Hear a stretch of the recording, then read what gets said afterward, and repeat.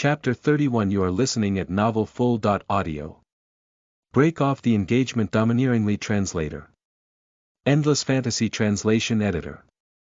Endless Fantasy Translation. I won't forgive him. Jean's voice was clear, reaching the ears of everyone present. Thetis thought he had heard wrongly. He hurriedly turned his head. Jean, what did you say just now? Jean glanced at Thetis. Facing the reporters, she said once again, I won't forgive him. Jean. Thetis suppressed his voice and sounded like he was gnashing his teeth. The reporters at the scene were also in an uproar. According to the usual practice, a party would hold a press conference on their own initiative to settle their scandal. If nothing went wrong, it would be successful. However, the reporters who were initially a little disinterested suddenly became excited. A reporter hurriedly asked, Ms. Lawrence, did you say that you won't forgive second young Master Locke? He said that he was just drugged. Why won't you forgive him? Ms. Lawrence, are you planning to break off your marriage with second young Master Locke then? It is said that the marriage between the Lawrences and the Lockes is due to a huge benefit. Ms. Lawrence, you're not going to think twice. Ms. Lawrence. Why should I forgive a man who can't control his lower body? Amidst the noise, Jean opened her mouth and said, I hate cheating men the most in my life. Ms. Lawrence, is there a hidden meaning behind this? Reporters were never afraid of making a big deal out of things. A few years ago, Eden and your sister, Jasmine, cheated on you. Are you still holding a grudge now? Does this have anything to do with the news today? It's just that you said you hate men who cheat. Do you like them? Jean raised her eyebrow. The reporter was a woman, and at this moment, she was suddenly speechless. Jean did not give her a way out. She continued, everyone has their principles and bottom line. I won't allow my partner to cheat, regardless of body or mind. Clearly, second young Master Locke failed to not do that. Jean, didn't I just say that I was drugged? Thetis quickly said and kept giving her a look. Don't you already know? I don't know, Jean said bluntly. Jean. Thetis gritted his teeth. Don't give me a hard time. Jean ignored him. At this moment, the reporter who was arranged by the Crisis Public Relations immediately said, Ms. Lawrence, don't you think that you're being a bit too much now? Second young Master Locke was framed by someone, which led to the occurrence of the affair. He's now suffering from the abuse of society, and he's bearing the guilt in his heart. As his fiancée, not only do you not care about him and accompany him through this difficult time, but you're even adding insult to injury. Shouldn't you reflect on your character? How can you be so sure that second young Master Locke was drugged? Jean asked. The reporter paused for a moment before saying, I believe in second young Master Locke. You believe in a convict. Ms. Lawrence, who says that a person who has been to prison can't change. Besides, second young Master Locke only committed manslaughter back then. Your actions have made me suspect that you don't want to marry second young Master Locke at all and had no choice but to obey your parents. Now, taking advantage of second young Master Locke's mistake, you want to destroy this engagement, the reporter said indignantly. At this moment, I actually feel that second young Master Locke is the victim. Thetis quickly echoed. Jean, I didn't think that you don't like me at all. To think that I was so good to you and your son. He looked very aggrieved. Nevertheless, what he was thinking was that he would definitely kill Jean after this. The reporter followed Thetis' words and said loudly again, second young Master Locke, I feel that it's not worth it for you. Although you were wrong in this matter, there's no need for you to be hurt by Ms. Lawrence like this. As long as Jean is willing to forgive me and give me another chance to be together with me again, I don't care if I'm hurt or not. Thetis looked at Jean with a face full of affection. The corner of Jean's mouth curved into a smile. She asked, Are you done acting? Thetis's face stiffened. Jean slowly took out her phone and turned it on. Ignoring the numerous missed calls from Monica, she played a recording and turned the volume up to the maximum. I'm annoyed whenever I see that woman, Jean. I'm annoyed whenever I see that woman. Just thinking about how she embarrassed us in public today makes me want to strangle her to death. That's why I want to take revenge on her. I'm going to go meet another woman. That day in the Lawrence residence's public restroom, Jean recorded the conversation between Octavio and Thetis. Once the conversation was revealed, everyone at the scene clamored. When Thetis came to his senses, he suddenly grabbed Jean's cell phone and fiercely threw it on the ground. The scene started to become a little chaotic. Thetis said, "Jean, you schemed against me." With his true colors exposed, Thetis could no longer hide it. A reporter asked excitedly, "Ms. Lawrence, is that recording a conversation between Second Young Master Locke and his mother?" So, Second Young Master Locke's infidelity was intentional, and he even got the tacit approval of the Lockes. "Mr. Lawrence, the Lockes don't like you at all, and they even hate you very much, so they let Second Young Master Locke go out and mess around." Enough. Thetis was very agitated. "What nonsense are you spouting? What nonsense are you spouting?" Compared to Thetis, Jean appeared very calm. She stood up, took out a folded A4 paper from inside her clothes, and unfolded it. Thetis looked angrily at Jean's actions. Jean showed the agreement paper to the media and said, "This is the prenuptial agreement that the Lockes gave me." After today's signing, when everyone was focused on Thetis' news, she cleverly kept it. She said, "I'll read it for everyone to hear. First, after Jean becomes a Locke." Jean read the agreement word by word. Halfway through, Thetis snatched it away and tore it into pieces. He roared furiously, "Didn't you King forgive me? You tricked me." Jean sneered. "Aren't you being forgiven now? You." Jean did not give him a chance to speak and mocked, "Second Young Master Locke, if you have the guts to go out and cheat, you should have to have the guts to accept all the insults. If you can't accept them, you should at least be smarter. For example, like how Eden was back then." Thetis was so angry that he slapped Jean's face.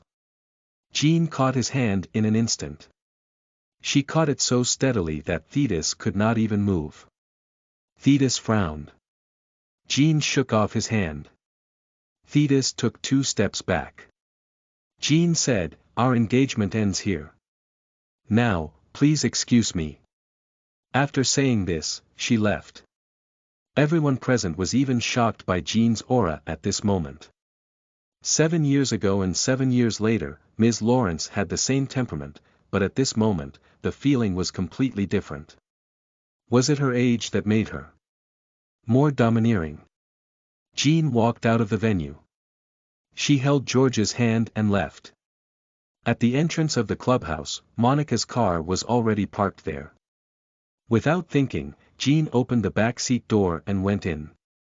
Once inside, she was stunned. This was because she saw Fourth Master Swan beside her. Chapter 32. You are listening at novelfull.audio. Fourth Uncle, please have some self-respect. Translator. Endless Fantasy Translation Editor. Endless Fantasy Translation. Jean sat in the car and realized that something was wrong. Finn was sitting in the driver's seat, and Monica was in the passenger seat. Fourth Master Swan was sitting in the back seat. He was sitting next to Jean at the moment, and George was sitting on her other side. Jean pursed her lips. Monica was very excited. She turned to Jean and said, "Jean, I watched your live stream the whole time. You have no idea how excited I was. I couldn't wait to rush into the venue and clap for you." Jean did not reply. All she wanted to know at this moment was why Fourth Master Swan was sitting in this car. Monica continued, "I've been thinking about how you wouldn't marry that scum from the Lockes. Given your father's cruel personality, he wouldn't let you break off the engagement. Perhaps he would even beat you half to death as he did 7 years ago. Just thinking about it now made me shudder. Now, Thetis cheated with someone outside and became so miserable. What's more, you actually have the recording of the conversation between Thetis and his mother. No matter what, it's all the fault of the Locks. Your father can't force you to admit that it's your fault like he did 7 years ago, right? He can't force you to get married, right? If he still wants you to get married now, wouldn't he be slapping himself in the face? Jean looked at Monica. Monica was actually more simple-minded. Jean did not want Monica to become too complicated. This was because a person needed to experience too much to become complicated, and she could not bear to let Monica go through all that. Therefore, she would not tell Monica what she would have to face after breaking off the engagement this time. Would not be any less than the scene from 7 years ago. The plot was surprisingly similar. Despite that, the ending must not be the same. Jean deliberately changed the topic. Dr. Finn, you came too. Before Finn could say anything, Monica was unusually agitated. Jean, I realized that you often mention Finn when we were together these past few days. Have you taken a fancy to him? Finn was speechless. He looked at Edward, who was sitting calmly behind, through the rearview mirror. Monica was truly born to conflict with Finn. Perhaps one day, Finn would be killed by her. Finn hurriedly said, I came with Fourth Master Swan. Jean's eyes moved slightly as she turned to look at that master. Their eyes met. Fourth Master Swan looked nonchalant, but he seemed to be able to see through everything. Jean averted her gaze and did not say anything. She said politely to Finn, please send me back to the Lawrence family's manor. Okay. Finn nodded. He drove on the wide highway. Along the way, because Monica was present, there was no awkwardness. Monica talked non-stop, and Jean occasionally echoed. The men in the car, including George, were all silent. Fortunately, the destination was not far away, and the car soon arrived at the Lawrence family's courtyard. Jean got out of the car and said politely to Finn, thank you. There's no need to thank me, Finn replied politely. Jean did not greet the others and left with George. Monica's voice came from behind. Jeannie, if your father makes things difficult for you because of this, don't hold back. You must give me a call. I'll destroy their old residence. Jean smiled. Sometimes, Monica could really make her heart feel warm. Jean held George's hand and walked into the Lawrence family's courtyard. They walked past the garden path and into the main hall. A slap landed fiercely on Jean's face. Jean did not expect it. At that moment, George was about to break free from Jean's hand, but he was fiercely grabbed by Jean. George's eyes were red. Jean knew he was feeling sorry for her. Alexander cursed at Jean, I regret letting you come back. A person like you who doesn't know what's good for you should die outside. Jean looked at him coldly. I hope you won't regret what you said. I'll get even with you later. Alexander said through gritted teeth. Then, he left in large strides. It was not that he did not care, but that the Swans were still around. Alexander cared about his reputation and could not do too much to her. Jean watched Alexander leave. She lowered her head to look at George. Jean looked at George's face, which was flushed red from anger. She forced a smile and was about to comfort her son when she suddenly heard a deep male voice behind her, aren't you going to resist? Jean turned around. Fourth Master Swan was standing just a step away from her. She did not know if he had seen the scene just now. He probably did, but it was not important to her. Jean faced him and asked indifferently, will it do anything? Fourth Master Swan took a step forward. This step allowed the distance between them to become much closer. It was not to the extent of crossing the line, but it was still somewhat flirtatious. Hence, Jean held George's hand and took a step back. Fourth Master Swan looked at her action calmly. Jean turned around and was about to leave. It will, at least to me, the person behind her suddenly spoke again. Jean's footsteps paused. 7 years ago. Fourth uncle. Jean interrupted him.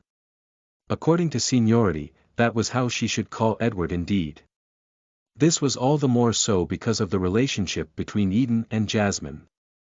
Jean said, "Please have some self-respect." Then, she led George into the Lawrence residence's main hall. She did not care about the emotions of the person behind her even though she could feel his intense gaze. Jean and George returned to their room. George seemed to have something to say. Jean patted his head and said, "Let me go take a shower first." As such, George endured it and nodded obediently. Jean walked into the bathroom. To say that she was not affected at all. She looked at her swollen face in the mirror. It was impossible for her to remain indifferent. Nevertheless, she would tolerate the small things and be ruthless during the big things. It was not yet to the point where Jean needed to be ruthless. She adjusted her emotions and quickly washed up. Once things did not go smoothly, she would habitually take a shower. Between her body and mind, one had to be clean. She took a bath and went out. George was sitting on the sofa with his tablet in his arms. When he saw her come out, he called out to her, "Mom, Kingsley." Jean was drying her hair. She walked over in her pajamas. George was on a video call with Kingsley. When George saw Jean come over, he handed the tablet to her and walked to the side. On the screen, Kingsley's huge face could be seen. Jean looked disdainful. "Can you pay attention to the angle? Do you know you look ugly?" "Do I?" Kingsley smiled and asked, "Do I still need to pay attention to my image in front of you? I'm obsessed with appearances." Kingsley fiddled with his camera and changed the angle. "Is this okay?" "Much better," Jean replied and asked, "What's the matter?" "You were slapped by Alexander." Kingsley looked more serious. Jean looked at George who was beside her. George pretended not to see it and sat in front of his computer, typing on the keyboard. "Did it hurt?" Kingsley asked. "Don't be hypocritical. Haven't I been slapped by you before?" Jean was speechless. "I didn't hurt your feelings," Kingsley forcefully argued. "Alexander can't hurt my feelings either." Jean was indifferent. "I've seen through it long ago." "Really?" "Really," Jean answered with some impatience. "Is there anything else? If not, I'll hang up. Remember to apply some medicine to reduce the swelling." Jean pressed the button to hang up. It was not that she was impatient, but she did not need to be comforted. She was not so fragile, especially when dealing with the Lawrences. Chapter 33. You are listening at NovelFull.audio. Fourth Master Swan spoke up for Jean. Translator. Endless Fantasy Translation Editor. Endless Fantasy Translation. Jean ended the video call with Kingsley. She turned her head to look at George, who was sitting in front of the computer and seemed to be doing something very seriously. Jean stood up and walked toward him. George stopped typing on the keyboard. Jean said, "George, I'm not afraid of anyone. It's just that I need to endure it sometimes." George bit his lip. "I don't want to see you get hurt." That was why he had complained to Kingsley. Jean patted George's little head. "When the time is right, I'll take even more drastic measures to get it back." "Okay." George nodded hard. Jean did not say anything more. She did not want to waste time on unnecessary things. She looked at George's computer screen. "How long will the Locke's loan be due?" "Tomorrow." "Okay." The corners of Jean's mouth curled up. It was time for the Locke's to end. Jean turned around and was about to take out her phone when she realized that her phone had been smashed by Thetis. She was not used to not having a phone. At this moment, someone suddenly knocked on the door. "Eldest young lady." Jean opened the door. "Eldest young lady, Master wants you and little master to go downstairs for dinner," the servant said respectfully. "Okay." Jean nodded. The servant left. Jean returned to her room. As she changed, she said to George, "Let's go downstairs for dinner." But George looked at her. He was probably worried that what happened just now would happen again. "Don't worry. With the Swans around, nothing will happen." Jean knew it too well. If it was not for the Swans, Alexander would never have asked the servant to call her for dinner. Therefore, tonight's dinner would be very peaceful. She changed into a set of clothes and went downstairs with George. In the hall downstairs, she could hear Alexander and Eden's father, Henry, talking and laughing from afar. They seemed unusually harmonious. Jean held George's hand and went over. At this moment, Alexander also called out to the Swans, "In laws, fourth Master Swan, let's have a casual meal together." Jean was not quite sure why fourth Master Swan was still here. In fact, it had nothing to do with her. She was just a little surprised. It was rumored that fourth Master Swan hated social events the most. Even so, in the past few days, fourth Master Swan seemed to be very free. Everyone walked into the luxurious hall of the Lawrence residence. The seats of honor were naturally for Henry and Alexander. Edward sat next to his big brother. Eden sat next to Edward.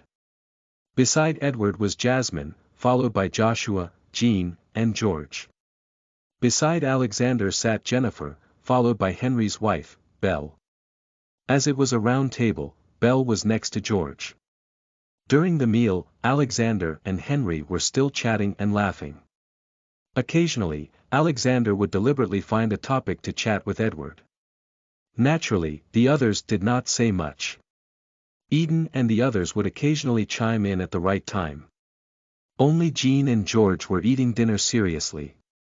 "Oh right, the matter between Jean and the Locks today." Henry suddenly took the initiative to bring it up. Alexander's expression turned a little unsightly at that moment. He forced a smile and said, "Thetis did such an outrageous thing. I can't possibly let Jean marry him." "That's true." Henry agreed. "We watched Jeannie grow up as well. She should find a good man.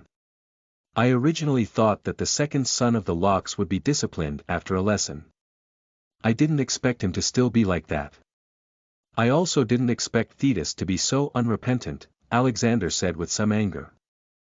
"This marriage was supposedly good.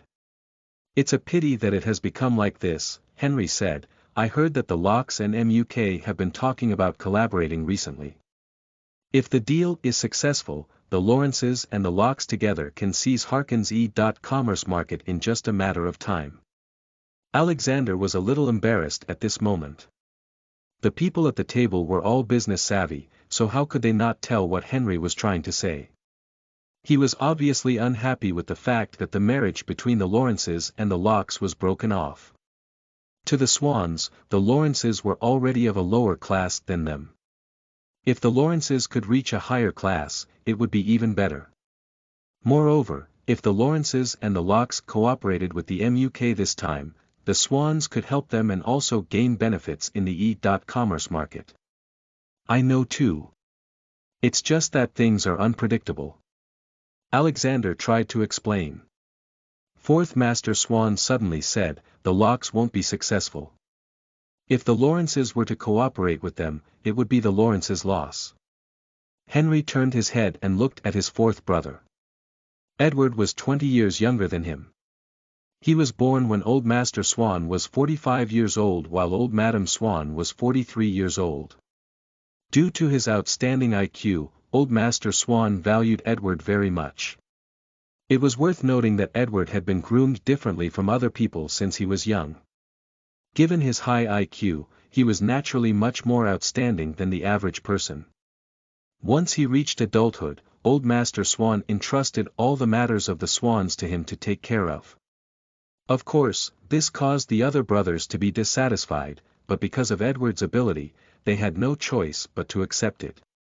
In these years, although he was the youngest, he was the one who had the most say in the family apart from old Master Swan. No matter how capable Damien is, his thoughts are stubborn and old-fashioned.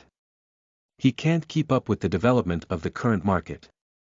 Of his two sons, his eldest son is mediocre and only muddles along. His second son is a scumbag. He knows nothing but how to play with women. Sooner or later, something will happen to the Locks.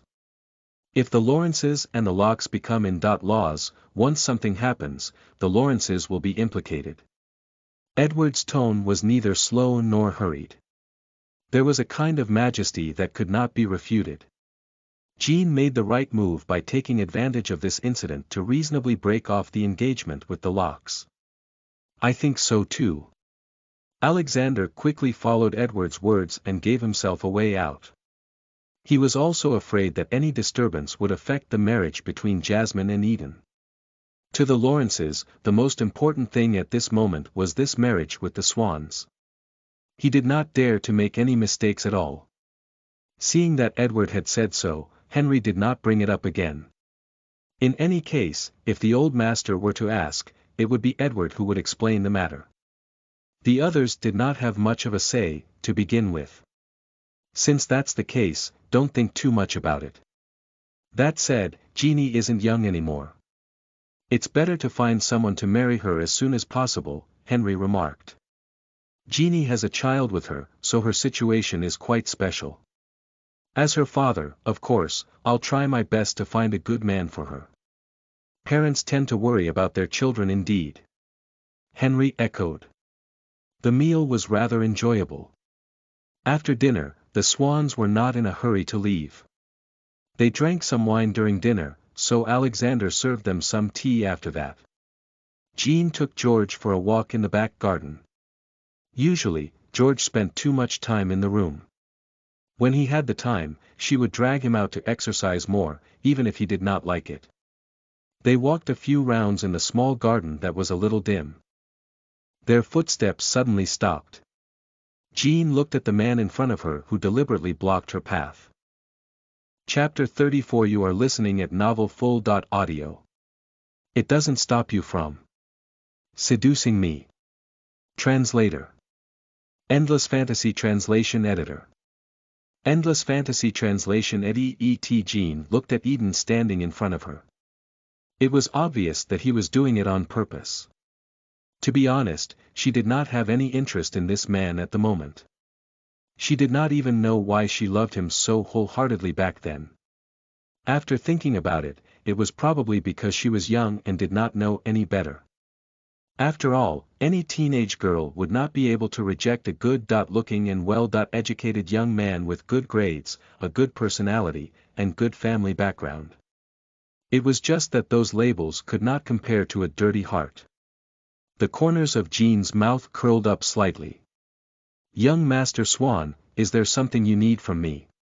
Eden glanced at Jean and lowered his head to look at George. George did not want to be outdone and looked back at him. Eden said, I want to talk to you alone.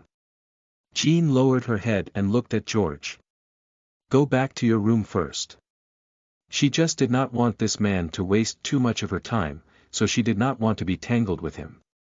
George had always been obedient. Even though he was a little displeased, he still left obediently. Jean looked at Eden and said coldly, Young Master Swan, if you have something to say, just say it.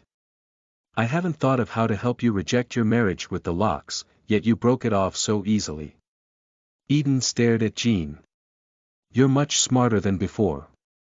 Jean smiled. One learns from one's mistakes. I can't be ignorant like how I was 7 years ago. Are you still brooding over what happened 7 years ago?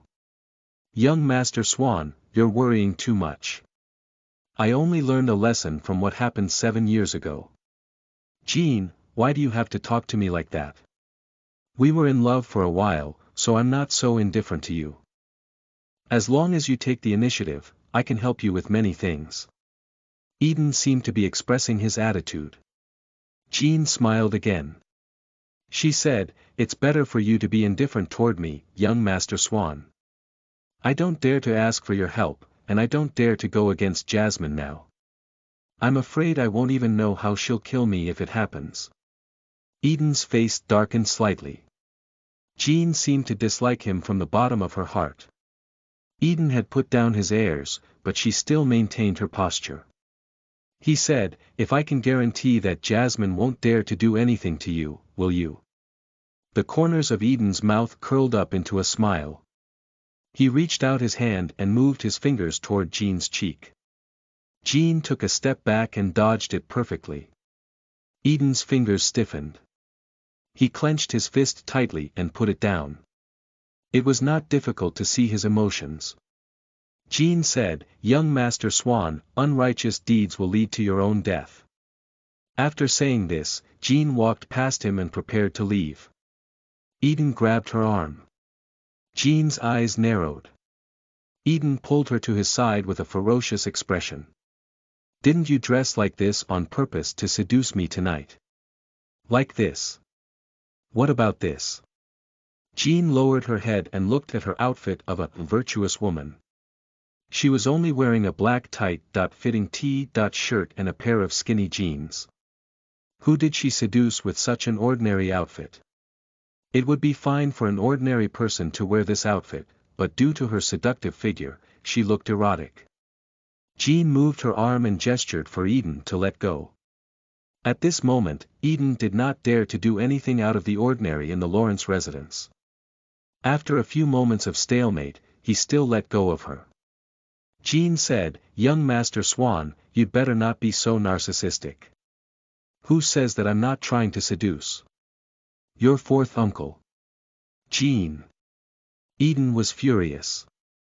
She probably triggered him, so his expression changed completely. Jean smiled faintly and continued, "No matter I look at it, your fourth uncle is stronger than you. Stop dreaming." Eden was incomparably enraged, and at this moment, he no longer put on an act. "Who do you think you are? Do you think you can seduce my fourth uncle just because he spoke for you? Don't you know what kind of person you are? How dare you think about getting married into a prestigious family when you have a burden with you? Marrying a scumbag like Thetis would have been the most you can do. If you're more obedient, I can still make you my mistress and guarantee that you'll have nothing to worry about for the rest of your life. How dare you boast shamelessly about wanting to seduce my fourth uncle? Do you even have any self-awareness?" Toward Eden's insults, Jean did not react at all. All of her love for this man ended the moment he announced to the media that he loved Jasmine. She said indifferently, "In any case, I'm not a good person anymore and am hopeless. If I'm lucky." "Enough." Eden interrupted her directly. Of course, Jean knew the reason Eden was so angry. It was not because he could not forget her, but because he was afraid that she would really seduce fourth Master Swan. If that happened, what would become of him and Jasmine's images? Everything Jean said tonight was to deliberately anger Eden. Of course, she did not think that she could seduce fourth Master Swan, but it was still great to anger Eden. Eden wanted to say something more, but he heard Jasmine's voice behind him. "Eden, are you outside?" He held back. Eden gave Jean a fierce look, and with a threatening look, he turned around and left. Jean sneered and got up to leave. "Ms. Lawrence." Behind her, a male voice was suddenly heard.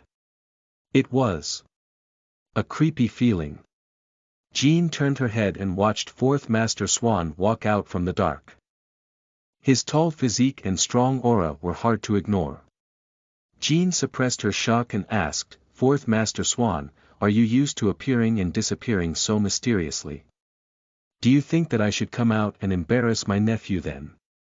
Fourth Master Swan asked. Jean was speechless. The swans would naturally side with the swans. Jean smiled politely. "You're right." Edward looked at her. Her smile was beautiful, but it was as cold as ice. She was strongly distancing herself from him. "If there's nothing else, I won't disturb you from enjoying the night. Am I hopeless?" Edward suddenly spoke. Jean was stunned, then she explained, Fourth Master, you misunderstood. I was talking about myself. You're not. Edward gave an affirmative answer. At that moment, Jean was speechless. She smiled embarrassedly and forced herself to respond, "Thank you, Fourth Master, for not minding me." Edward did not reply and just looked at her. Jean felt that the rumor that Fourth Master Swan was a man of few words was true. At this moment, they were in such an awkward situation. Time ticked by. Jean felt that if she did not take the initiative, Fourth Master Swan would not say anything. She said, "It's getting late. I'll go back to my room first." Without further delay, she turned around and left. "Ms. Lawrence, you're more suitable for loose clothing." Edward's deep and magnetic voice came from behind. Jean pursed her lips. In the end, she was still a little unhappy. Were her normal clothes so unbearable in the eyes of others? Was it her fault that she was in such good shape?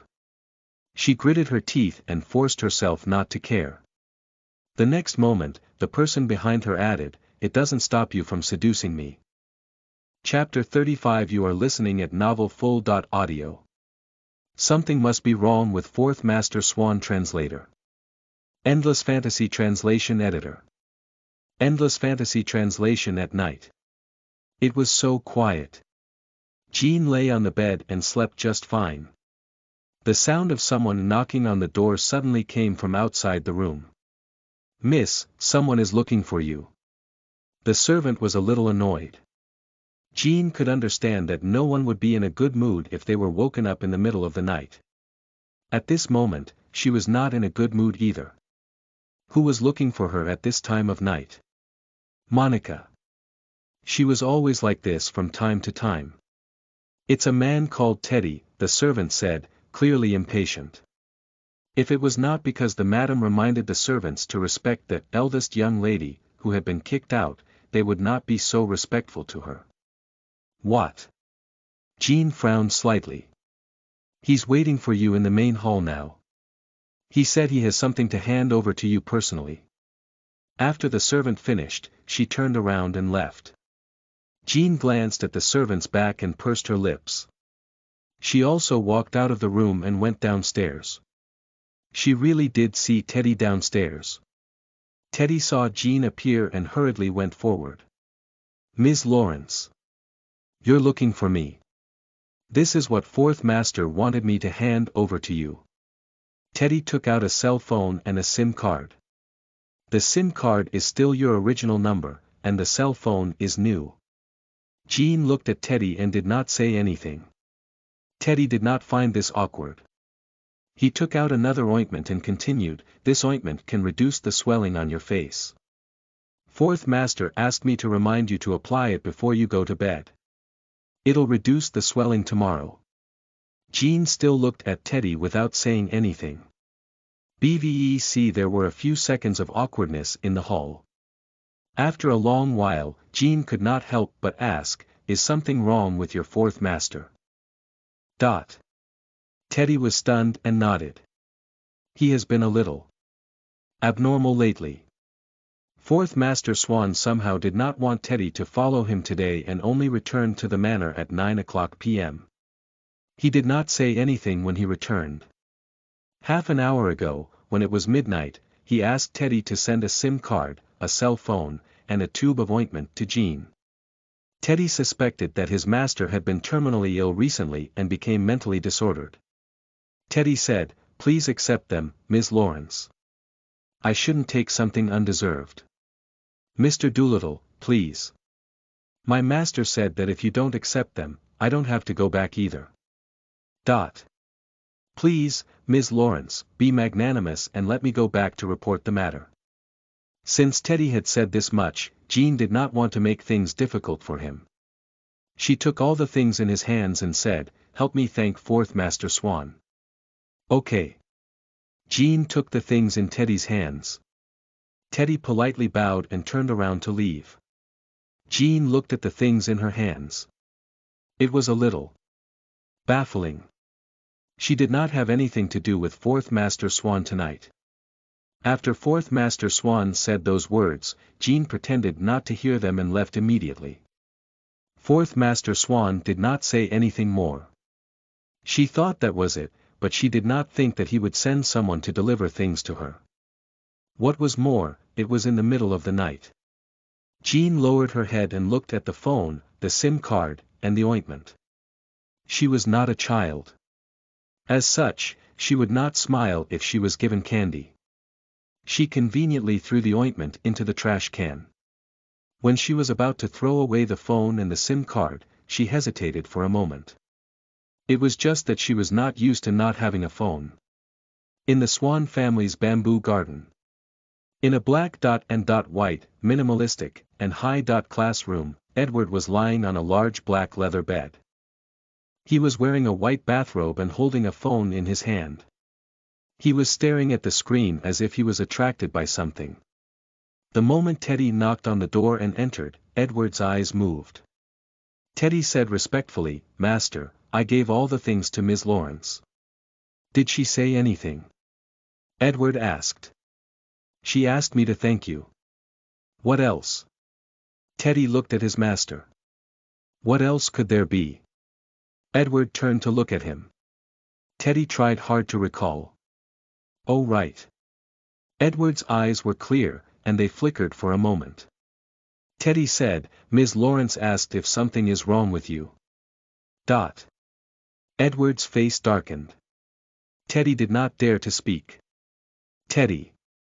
Edward looked back at his phone and asked in a neutral tone, "How's the night view in Bamboo Garden tonight?" "The moon is bright, and the stars are twinkling. It's extremely beautiful. I'll reward you with a night view in Bamboo Garden. You're not allowed to return to the house before the sun comes out." Was it so difficult to tell the truth?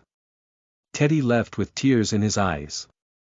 Edward's expression did not change as he looked at the screen again. A message from Knox popped up on the screen. "Fourth Master Swan, did you see that? I sent you a short video." Edward replied slowly. "Yes." Grabbing an adult man's arm with her bare hand and making him unable to move. "It's obvious that she was trained. I'm afraid that Ms. Lawrence isn't simple." Edward completely ignored Knox's words and typed a few words. "Let's see what happens to the locks tomorrow." Then, he placed his phone on the side. He lay on the big bed and looked at the ceiling above him. Looking at the faint light emitted by the black downlight, he was a little lost in thought. It seemed that he would not be able to fall asleep tonight. The next day. The sky had just turned bright. Jean was woken up by the maid again. She looked at the time. It was 7:00 a.m. Jean did not disturb George's sleep and went to Jonathan's study. At that time, Alexander and Jennifer, as well as Jasmine and Joshua, were all there. Jean sometimes admired the dignity of the head of the Lawrences. She looked at Jonathan. Last night, the Swans were present. Jonathan had always gone to bed early, so he did not have time to teach her a lesson. This morning, he started to question her. "Jean, before going to the locks, do you still remember what I said?" Jonathan asked sternly. The anger in his voice could not be concealed, causing the others present to not dare to even breathe loudly. "What are you referring to, Grandpa?" Jean asked calmly. Jonathan's expression became even more unsightly. He suddenly slammed the table. It was very loud, scaring the others so much that their bodies trembled. Jean straightened her back and remained unmoved. "I don't want what happened 7 years ago to happen again." Jonathan gritted his teeth. "Grandpa, are you referring to when I was beaten half to death by my father's whip and that I wasn't allowed to be sent to the hospital? Or are you referring to when you chased me out of the Lawrences and sent me out of the country? Jean, you're challenging my limits." Jonathan was furious. "Grandpa." Jean interrupted him directly, and her aura was very strong. "Am I a Lawrence?" Jonathan was stunned. Jean sneered. "I once suspected that I'm not actually a Lawrence, that my father isn't my biological father, and that you're not my biological grandfather. Otherwise, how cruel must you guys be to be so harsh on your biological daughter and granddaughter? Jean, that's enough. For someone like you who doesn't know what's good for you, I'm already being merciful by treating you this way. The moment your mother died, I shouldn't have cared about you. Alexander said fiercely, I raised you for so many years in vain. How did my mother die? Jean suddenly asked Alexander. Alexander's expression instantly turned ugly. Didn't my mother treat you well enough by letting you have a mistress? If it wasn't for my mother, the Lawrences would have long become the next family to be eliminated. Enough. Alexander raised his hand. Jean's gaze hardened. She looked coldly at Alexander in front of her. Chapter 36. You are listening at NovelFull.audio. Jean's imposing manner. Translator. Endless Fantasy Translation Editor. Endless Fantasy Translation. Alexander raised his hand and wanted to slap Jean's face. Jean did not move. A cold glint flashed across her eyes. That gaze caused Alexander to suddenly stop his hand in mid-air. In an instant, he felt a chill run down his spine. He seemed to see a glimpse of Jean's mother in her. It made him feel terrified. Jean asked, do you want to completely ruin the little affection left between us? Alexander's expression was ugly. He put down his hand fiercely and said, Jean, you only care about yourself regardless of the reputation of our family. Don't think that I have any feelings for you. So, you're saying that I'm just a tool for profit. Not only me, but Jasmine and Joshua as well. Jean. Alexander was furious.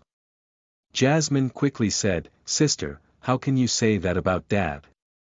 A family wouldn't talk about being a tool for profit. A family needs to help each other. Take me for example. If I can contribute to the Lawrences, I'd be very satisfied and proud. At least I'm not a useless person in the family. That's why you seduced Eden and exchanged yourself for benefits, Jean mocked. Eden and I are truly in love. How can you speak so harshly? Jasmine said angrily. At that moment, her eyes were red. Alexander looked at Jean's aggressive manner and said coldly, Jean, look at the gap between you and Jasmine. Jasmine always sided with the Lawrences, whereas you only sided with yourself. You're so selfish, so what right do you have to question my feelings for you? When you were 18 years old, you were still young and impulsive. Now that you're 25 years old, you're still like this. How do you think I should treat you? For the so-called interests of the family, I should sacrifice myself. Jean laughed sarcastically. When I was 18 years old, Eden and Jasmine cheated on me. When I was seeking justice for myself, you forced me to admit that my relationship with Eden was broken in order to continue the marriage with the Swans. You even asked me to give them my generous blessings. I went to the Swan family's residence to ask Eden for an explanation. When I came back, I was beaten half to death by you with a whip. I was even chased out of the Lawrence family's manor. I was cheated on, but because I didn't accept it generously, I became a heinous criminal. Alexander was rendered speechless by Jean's words. Jonathan said coldly, the interests of the family can't be violated. No matter what grievances you've suffered, you must put the family first. You didn't stand on the side of our family, so it was a heinous crime to us. Jean smiled again. She said, appearing unusually calm, so, you don't have the slightest bit of guilt for what happened 7 years ago. It was all my fault. 7 years later, the same thing happened to me, and it's still my fault. I thought you understood 7 years ago. Jonathan was indifferent. Does that mean that as long as it's beneficial to the family, I can do anything? Jean raised her eyebrow. Jonathan affirmed, yes. That means that if Eden and I can get back together, I can also become a Swan and bring benefits to the family. Sister. Are you crazy? Jasmine interrupted Jean and could not help but say, Eden and I are about to get married soon, and you're saying such a thing now. Shut up. Jean faced Jasmine in an imposing manner. When your oldest sister speaks, do you have the right to interrupt? Jasmine's face turned red from Jean's words. Jean did not even look at Jasmine. Her contempt for her was so obvious. At that moment, Jasmine wanted to strangle Jean to death. What right did Jean have to act like the eldest daughter of the Lawrences? Who did she think she was? Jennifer was such a scheming and shrewd person. At that moment, she almost could not hold herself back. She forced herself to calm down. Jean continued, "Grandpa, is that what you mean? As long as you can do it." Jonathan said coldly. "Okay, I understand," Jean said, "as long as I can bring benefits to the Lawrences, I can do whatever I want. The thing now is that you've caused the Lawrences to lose a huge sum." Jonathan's expression was ugly. "What you have caused us to lose isn't the $300 million financing project, but the market space of billions of dollars in the future. How do you think I should settle this debt with you?" In the study, Jasmine was so angry that he was about to explode. When she heard that Jonathan was going to settle the debt with Jean, her mood instantly improved. At the age of 18, even though the Lawrences were cruel, Jean did not lose an arm or a leg. One had to know that back then, the Lawrences' business continued to fall because of Jean's troubles, and the Swans almost broke off the engagement with the Lawrences. Jean had to thank Jasmine for not being beaten to death by Alexander. She had to thank Jasmine for finally being together with Eden, as she did not let the marriage between the Lawrences and the Swans fall apart. This time. Jasmine sneered to herself. This time, Jean had forced the Lawrences to suffer such a big loss. Jasmine did not believe that the Lawrences would let her off so easily. Jasmine was even thinking about how to torture this woman to release the hatred in her heart during this period. Jean faced the furious Jonathan. She said calmly, "The reason I refused to help Thetis and broke off the engagement with the Locks was for the Lawrences. Jean, I don't have time to talk nonsense with you." Jonathan interrupted her. "Didn't Dad tell you what Fourth Master Swan said to him last night?" Jean was unwilling to show weakness. Jonathan frowned. "Alexander said, Fourth Master Swan made a passing remark." "Since when did you think Fourth Master Swan talks nonsense?" "Fourth Master Swan and Eden have a competitive relationship. Fourth Master Swan is afraid that Eden's development will affect his position in the Swans, so he can't wait for Eden's power to weaken. Naturally, he doesn't want the Lawrences to prosper. I'm afraid you think too highly of Eden." Jean was sarcastic. Alexander was angered by Jean's disdainful tone. Just as he was about to open his mouth, Jean said bluntly, "The Locks are facing bankruptcy." The moment she said that, everyone looked at her. They did not believe her at all. "Don't spout nonsense here." Alexander said to Jean, "The Locks have a lot of money. Although the market hasn't developed very well these few years, it doesn't mean that they're facing bankruptcy. How long are you going to spout nonsense?" Jean felt tired talking to the Lawrences. She took out her phone. Luckily, she did not throw it away last night. She tapped on the news and looked at the financial news headline. Afterward, she placed her phone directly in front of Alexander. On the screen, there was a piece of breaking news that said, "The Lock Enterprise has failed in their investment and is unable to repay their bank loan. They might face bankruptcy." In actuality, saying that they might face bankruptcy was just a euphemism. Chapter 37. You are listening at NovelFull.audio. The Wu Family Goes Bankrupt. Translator. Endless Fantasy Translation Editor. Endless Fantasy Translation. Jonathan stared at the news in a daze. After a long while, he raised his head. "The older, the wise." Jonathan's expression did not change. He looked at Alexander and said, "Ask the Locks what's going on with them now." After receiving the order, Alexander quickly turned around to walk to the balcony to make a call. The people in the room, especially Jennifer, Jasmine, and Joshua, looked at each other. They were probably plotting something. Jean was relatively calm. Jonathan was also expressionless. After a while, Alexander returned to the study and said respectfully to Jonathan, "Dad, something has indeed happened to the locks." Jonathan's expression changed slightly. When MUK moved in, they didn't think of working with any other companies. They have long gotten independent rights in Harkin and were building their own e-commerce platform. As a result, all the investment of the locks has been wasted. Coincidentally, today is the maturity date of the locks loan.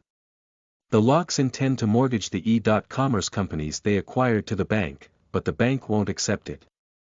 At the end of the day, once MUK enters, how can small e-commerce companies have the chance to survive? The locks have lost a lot this time, Alexander said with some fear. Fortunately, they did not impulsively take out funds for the collaboration back then, or they would have suffered too. Can the locks still delay the bank's loan? Jonathan asked. It's very difficult. Not only did the locks face the inability to repay the bank's loan, but their business also has a broken capital chain now. If they still want to get up, they'll have to continue the loan.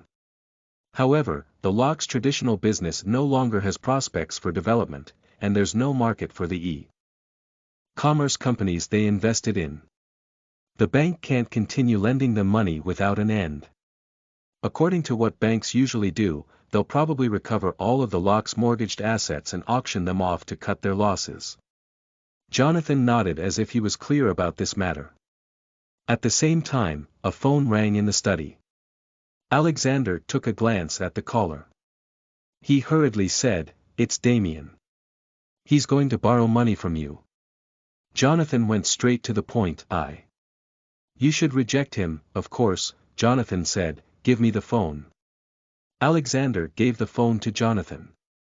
Jonathan picked it up. "Damien, it's me. Uncle Jonathan, it's best that you answer my call. I was just about to look for you," the other party said anxiously. "You know that I've been investing in e-commerce platforms during this period. E-commerce is the trend in the future, where a lot of money can be made. That said, at this juncture, I've invested too much money in this, so I don't have enough funds at the moment. Yesterday, I also told Alex that as long as the e-commerce platform is built, we'll split it 50-50. So, Uncle Jonathan, can the Lawrences finance a portion of the money first? I'll return twice the amount to you including interest." "Damien," Jonathan said unhurriedly, "in the past, I would have helped you even if you went bankrupt, let alone for the sake of investing. The Lawrences have always been loyal. However, while I wholeheartedly let my granddaughter be married to your son did such a thing to let her down. What's more, your family acquiesced to it. I can't swallow this grievance. Since our families have fallen out, there's no possibility of further cooperation between us. Uncle Jonathan." Jonathan immediately hung up. He did not listen to Damien's explanation at all. He handed the phone to Alexander. "Whether it's the locks or the media, you're going to give the same answer. It's not that the Lawrences are heartless, it's just that the locks' actions were too disappointing." "I understand." Alexander hurriedly nodded. Fortunately, the engagement with the locks was broken off yesterday, and it was still the locks' fault. Otherwise, if something happened to the locks at this time, the prospective in-laws would be considered ungrateful for not helping them, and the Lawrences' reputation would then be tarnished. It was good that the Lawrences had sufficient reasons to reasonably reject the locks' request for help at this moment. "So?" Jean asked coldly in the room, "Am I still in the wrong?" Everyone instantly looked at her. Jonathan said coldly, "Do you think you're right for breaking off the engagement without discussing it with your elders? You should be thankful that you're lucky. Something happened to the person you broke off the engagement with. Otherwise, think about the consequences you'll face." "Luck." Jean sneered and did not say a word. Jonathan continued, "For the sake of not causing a huge disaster in the end, I can let bygones be bygones, but Jean's eyes moved slightly. Return the 5% of the shares that you previously took. Jean asked sarcastically, you want to take back what you gave me? I gave them to you because I wanted you to marry Thetis Locke. Now that you're not marrying him, shouldn't you return them? Jonathan made it sound like it was a matter of fact. Grandpa, I don't want to reason with you. At your age, you should know more about reason than I do. Even so, I feel that you're too overbearing now. Jean, how can you talk to your grandpa like that? Alexander's face darkened. Speak. Jonathan said sternly. Alexander paused.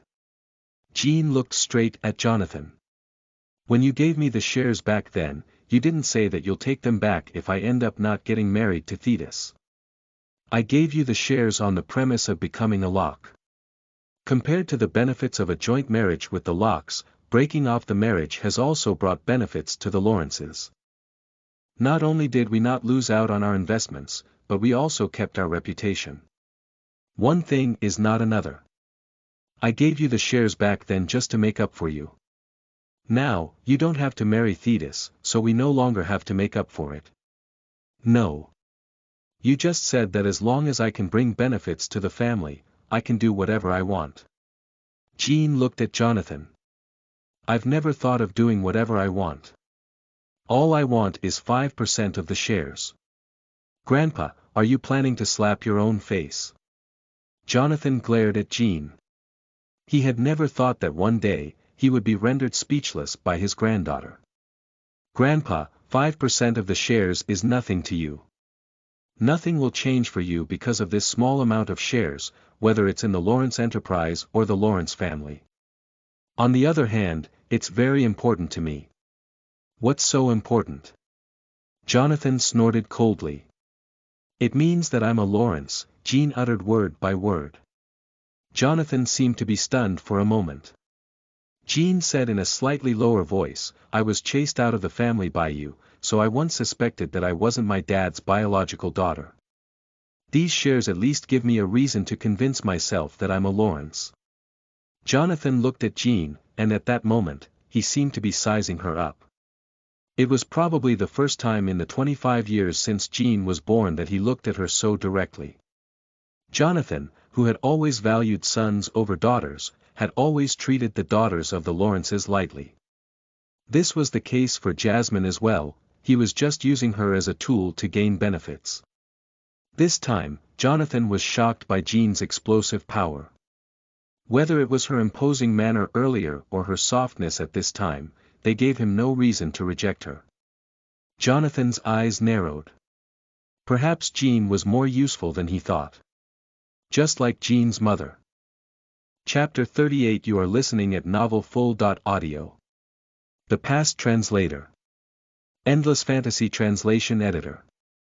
Endless Fantasy Translation in the somewhat tense room. Jonathan said slowly, remember that you're a Lawrence. This seemed to be a compromise for the shares. Jean curled the corners of her lips. Thank you, Grandpa. Grandpa. Joshua, who had been silent all this while, could not hold it in any longer. Joshua. Alexander called out to him. Joshua looked at his father and held it in. Jonathan did not need to explain to anyone. He waved his hand and said, all of you, go out. I'm tired. Yes, Alexander said respectfully. Then, he made the others leave. Everyone walked out of the study.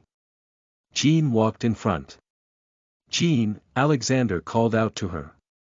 Jean turned around. Yes. You'd better behave yourself. Alexander threatened. Jean smiled and said, okay.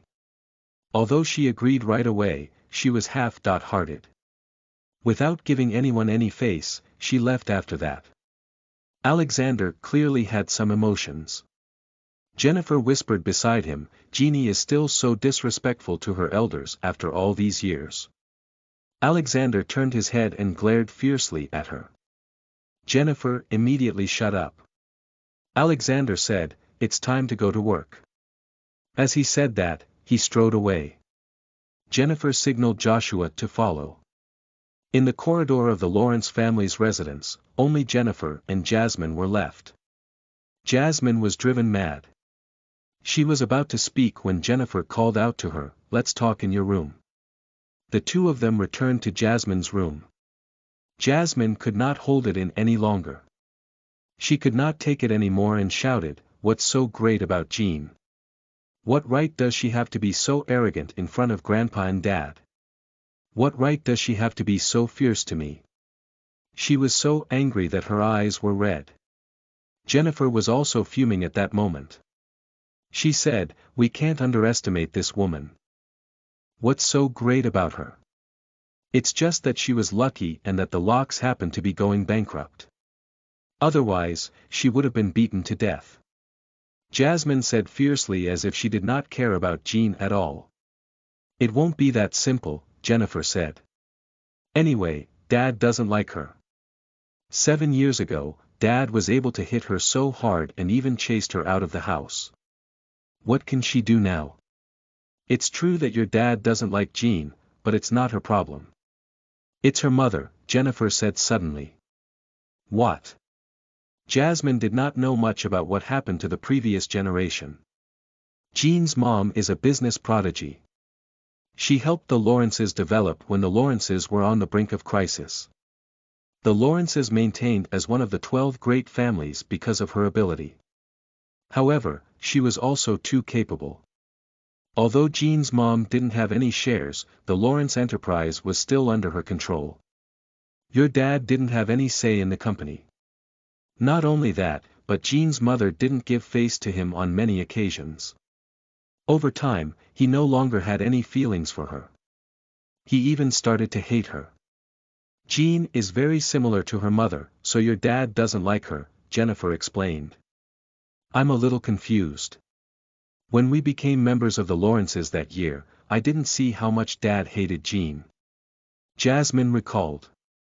At that time, Jean's mother had passed away. Why did Dad still treat Jean well? He even tolerated her temper many times. That was because of Eden's existence, Jennifer said bluntly. When Jean's mom passed away that year, at the funeral, Jean and Eden got to know each other. Eden said in front of everyone that he wanted to protect Jean. Your dad saw that Jean had hooked up with the eldest young master of the Swans. He thought that he could use this relationship to interact with the Swans, so of course, he didn't do anything to Jean. I see. No wonder when Jean fell out with Eden back then, Dad hit her like that. He probably wanted to vent all the grievances he had suffered from her mom. Jennifer nodded. So, Jasmine, you must remember that the Lawrences only care about benefits. They'll favor whoever can bring benefits to them. Right now, I'm really a little worried that your grandfather will see Jean's ability and use her to his advantage. Joshua has been doing nothing in the business industry. Mom, you're worrying too much. No matter what Jean is, she's still a woman. Don't you know how much the Lawrences value boys over girls? Jasmine looked a little proud. Moreover, I'm about to marry the eldest young master of the Swans. What can compare to the benefits I'll bring to the Lawrences? You're right. The most important thing now is for you to marry Eden without any mistakes. As for that woman, Jean. Jennifer's eyes narrowed. Since she didn't learn her lesson 7 years ago, I will let her understand the consequences of provoking me now. Mom, what are you going to do? Jasmine was full of excitement. You'll find out soon. A cruel look flashed across Jennifer's eyes. Back then, even Jean's powerful mom could not defeat Jennifer, let alone a mere little girl. Jean returned to her room. George had just woken up. He rubbed his sleepy eyes and asked, Mom, where did you go? I went for a walk. There were many things she did not want her son to know. Even if her son was precocious. Oh. George climbed down from the bed. Next time you go out, call me. I'll accompany you. Jean smiled faintly. Why should she have a man in her life? Having a son was enough. Once her son grew up, he would bring her a daughter. In law. It would be perfect. Her eyes moved slightly, and her phone rang at this moment. Jean motioned for George to go wash up. She picked up the phone. Monica. D***mn, I was just trying to call you. If I can't get through, I plan to get a new SIM card and a phone for you. Who knew? The call got through. The person on the other end was a little agitated. Jean was speechless. Monica asked, "Did you see the news? Something big has happened to the Locks." "I saw it." Jean appeared very calm. "Serves them right." Monica cursed angrily. The Locks raised such a son and have such a disgusting mother. They should have been punished long ago. Jean did not reply. In any case, it was fine as long as Monica was happy. Speaking of which, Jeannie. The person on the other end wanted to say something but hesitated. Jean frowned. She could instantly feel that something was wrong with Monica today. She asked, "What happened?" Monica was silent for 2 seconds before her tone returned to normal. "Nothing. I just wanted to tell you that the Locks are finished." "Did you quarrel with Finn?" Jean asked bluntly. "What are you thinking about?" Monica was being a little exaggerated. "Why would I quarrel with him? We don't even speak much in a day. If you have something on your mind, tell me." Jean was very serious. No. Alright, I'm going to hang up. My dad asked me to accompany him to the hospital for a routine check. Up. Suddenly, Monica hung up the phone. The moment she hung up, she stared at her phone screen. She swiped with her fingers and opened a message. "Monica, I'm back." It was a message from Michael. "Monica, what are you standing there for? Get in the car. We're going to the hospital now." Monica's father, Gary Cardellini, urged. Monica gritted her teeth and deleted the text message. The past was in the past.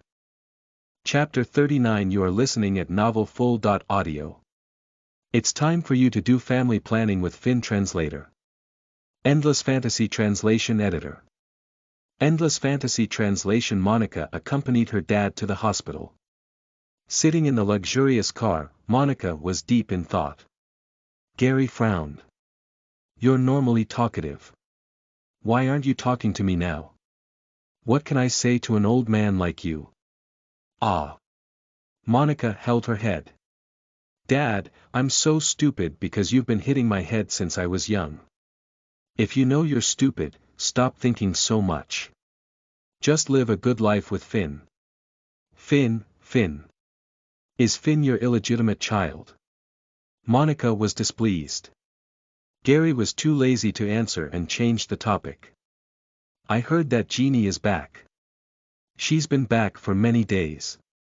"Dad, you don't even care about my friend," Monica complained. Gary was speechless. He said, "When you're free, ask Jeannie to come over for dinner. I'll treat her well. You promise?" Gary nodded. "Then I'll find time to ask her to come over for dinner," Monica said with a smile. The father and daughter had a very good relationship. They were often noisy, but their relationship was extremely good. They chatted and laughed as they walked into Finn's office in Central Hospital. Finn was wearing a white coat and a pair of framed glasses. He was everything one could fantasize about a doctor. Back then, Monica fell in love with this **** at first sight. It was probably because she could not resist seeing him in a white coat. "Dad, you're here so early," Finn called Gary naturally. He stood up respectfully and went over to help him. "I have a shareholders' meeting in the afternoon. I came over early since I have time in the morning. I've arranged everything for you. Follow me." Finn brought Gary to undergo a physical examination. Gary had a very serious heart condition. 3 years ago, he underwent a heart bypass surgery. Finn was the chief surgeon, and the surgery was very successful. Nonetheless, because of the heart surgery, Gary had to undergo a full-body checkup every 6 months, and it was also done by Finn himself. Monica waited in Finn's office. Finn's assistant respectfully made a cup of tea for Monica. "Mrs. Jones, here's your favorite royal black tea." Monica thanked her and sighed. "The treatment in this hospital is too good. You even serve such expensive tea. Isn't this a public hospital?" "The tea belongs to Dr. Jones," the assistant replied. "That scum really knows how to enjoy himself," Monica could not help but say after taking a sip of her tea. The assistant was speechless. Dr. Jones never drank black tea. It was only brewed for Monica whenever she came. Monica waited for an hour. When Finn and Gary returned, Monica asked Finn, "How's my dad?" "He's fine," Finn answered. He turned to Gary and said, "Based on the results, your health is no different from a normal person's.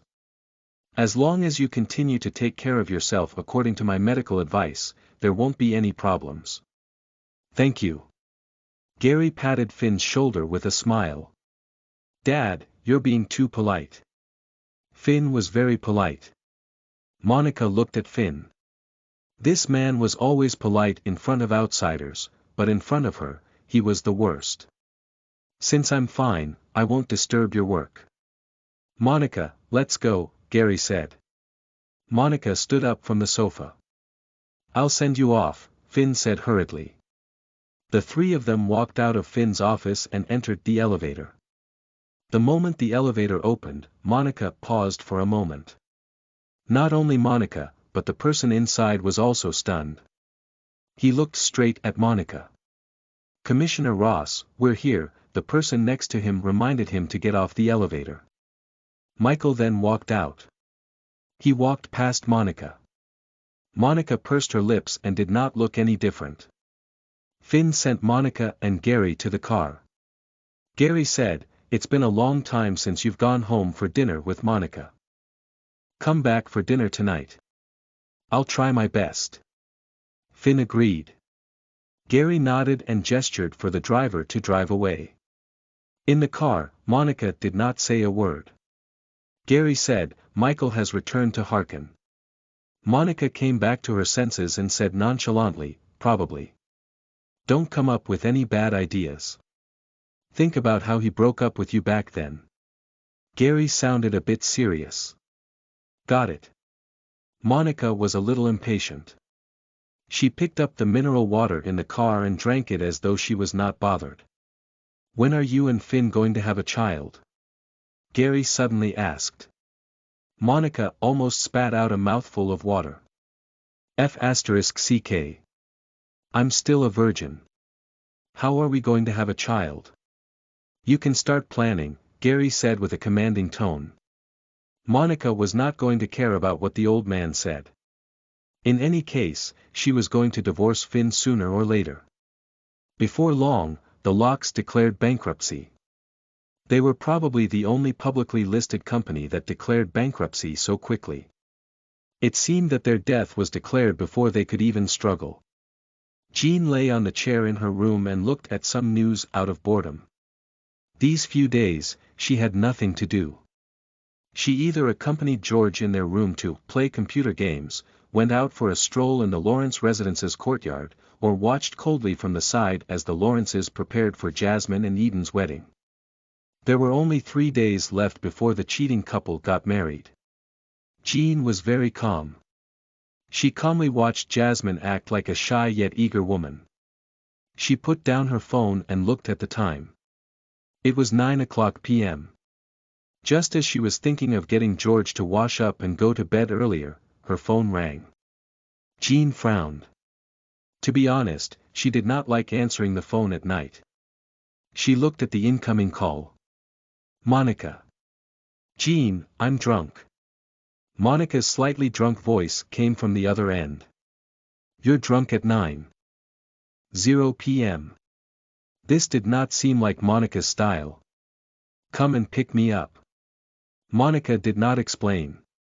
King.T Club, room 999.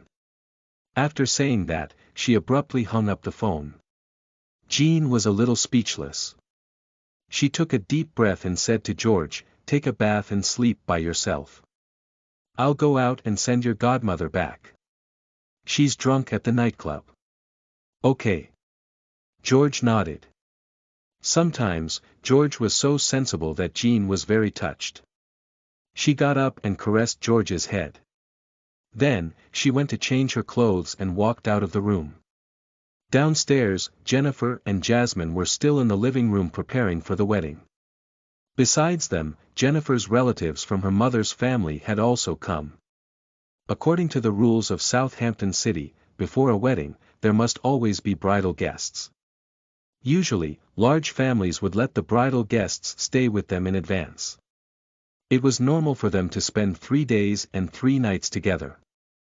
The hall that was originally filled with laughter and chatter became silent for a second when everyone saw Jean. Jean walked out directly. Someone said from behind her, "She didn't even greet us. Despite being the eldest young lady, she isn't as polite as us." Jean did not care at all.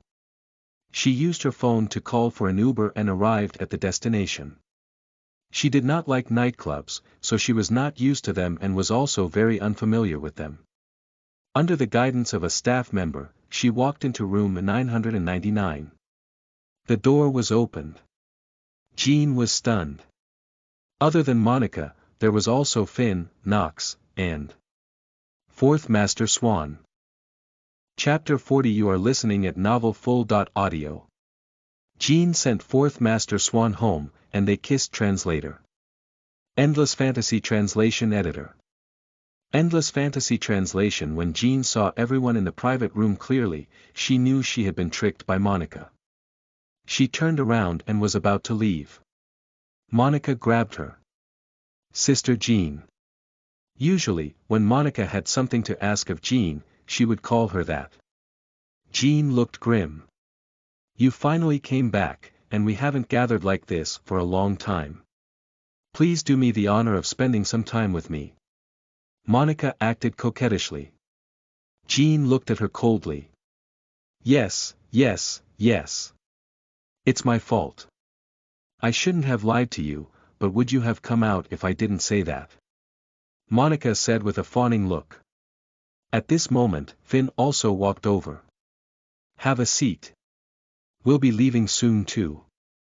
Jean looked at Finn and nodded slowly. Monica's heart was breaking. Does Jean really fancy Finn? Monica had just said a lot, but it was nothing compared to what Finn had said. She watched in displeasure as Jean walked into the private room. Jean chose a corner and sat down. Monica sat next to her with a fawning look. "Jeannie, what song do you want to sing? I'll cue it for you." "I'm not singing." "Let's have a drink then." "I'm not drinking." "Do you want to eat snacks?" "No, Jeannie. You can play on your own. I know how to kill time." Jean was indifferent. Monica saw that Jean really did not like this environment, so she rubbed her nose and went to have fun by herself. Jean took out her phone and sat on the side to play a little game to kill time. She was clearing a round in the game. "Ms. Lawrence." A man walked over, holding a glass of wine. Jean looked up. "Knox. Do you still remember me, Ms. Lawrence?"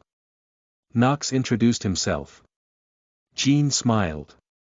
"Of course, we played mahjong together." Knox also smiled. "Actually, we met more than once. 7 years ago." "Mr. Winter." Jean interrupted him. "If you'd like to drink with me, I'm sorry, it's not convenient for me these few days." Knox was naturally not stupid. He knew that Jean did not want to say much, so he smiled and said, "Please help yourself then." Jean smiled.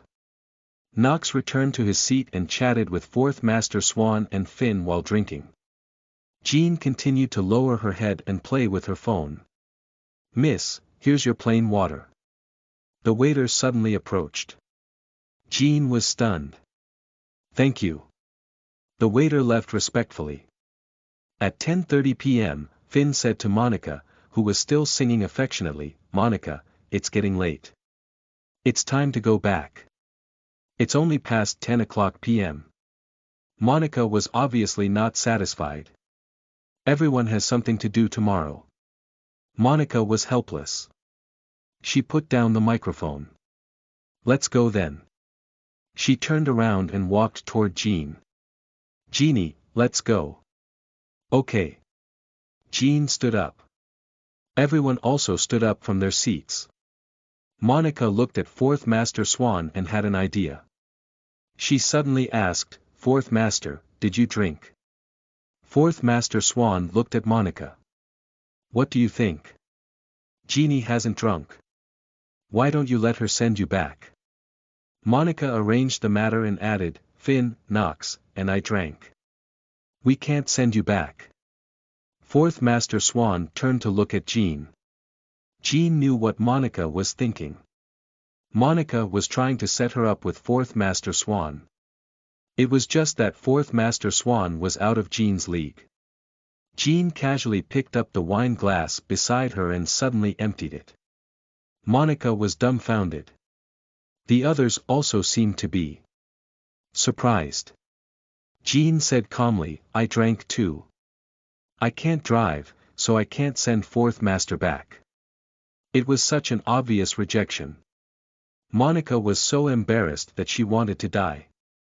She quickly picked up some water and pretended to be dumb. As she drank, she thought, "Why is Jean so clueless?" It was a little awkward. Fourth Master Swan opened his mouth and said, "It's all right. I have a chauffeur. I'll send Ms. Lawrence home." Pfft! Monica spat out a mouthful of water. Finn looked at Monica with disdain and handed her a tissue. Monica wiped the corner of her mouth and said hurriedly, "Thanks for the trouble, Fourth Master Swan. You must send Jeannie home safely." "Of course." Fourth Master Swan nodded and said to Jean, "Let's go, Ms. Lawrence." Jean gritted her teeth. At that moment, she wanted to vomit blood. She braced herself and left with Fourth Master Swan. Monica watched them leave. No matter how she looked at it, she felt that they were a match made in heaven. She muttered, "There's a chance." Knox stood by the side and smiled without saying a word.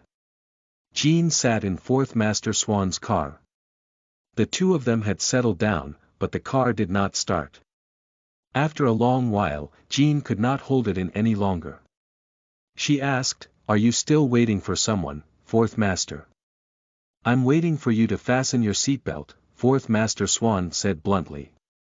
At that moment, Jean wanted to curse. She somewhat rudely fastened her seatbelt. Who the F***ck wears a seatbelt in the back seat? After Jean fastened her seatbelt, the car drove on the wide streets of Southampton City. No one spoke on the way. Jean was only looking out of the window at all the darkness in Southampton City. Fourth Master Swan sat next to her and closed his eyes to rest. The car arrived at the Swans' private residence. Following that, the driver parked the car at Bamboo Garden. Jean turned her head and looked at the motionless Fourth Master Swan. Experience told her that she could not expect Fourth Master Swan to take the initiative. She opened her mouth and said, "Fourth Master, we're here." Fourth Master Swan's eyes moved slightly. He opened his eyes and looked straight at Jean. Jean repeated, "We're here." "Yes," Fourth Master Swan replied and said slowly, "Ms. Lawrence, I'll ask the driver to send you back." "Shouldn't you return the favor by sending me back to my room?" "Are you drunk, Fourth Master Swan?" "Ms. Lawrence, you're wise indeed." Jean wanted to slap herself. Seeing how Fourth Master Swan was sitting so steadily, she knew she could not outlast him. She unfastened her seatbelt and got out of the car. Then, she walked over to Fourth Master Swan's side and opened the car door for him. Fourth Master Swan still did not move. Jean gritted her teeth. It was as if she was being filial to an elder or serving a disabled person. She bent down and was about to unfasten Fourth Master Swan's seatbelt when he suddenly raised his head. As she was caught off guard, his lips touched hers. Jean was stunned. She looked straight at Fourth Master Swan, whose face was right in front of her, and saw him staring at her. Their eyes met. Jean jerked away. Her heart was beating fast. As for the man in front of her, he still had the same expression. His expression did not change, and he seemed calm. Jean secretly adjusted her emotions and pretended that nothing had happened. She lowered her head and continued to unfasten Fourth Master Swan's seatbelt. "Fourth Master, get out of the car."